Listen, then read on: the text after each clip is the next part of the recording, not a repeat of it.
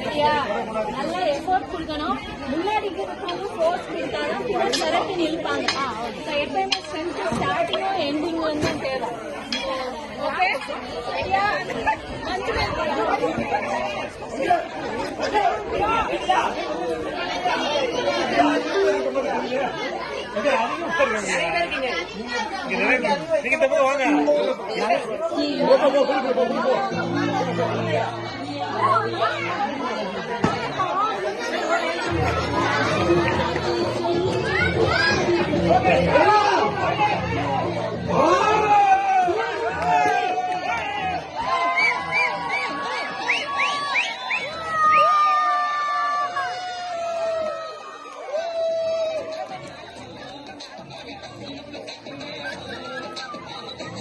Gents வச்சுருவாங்க.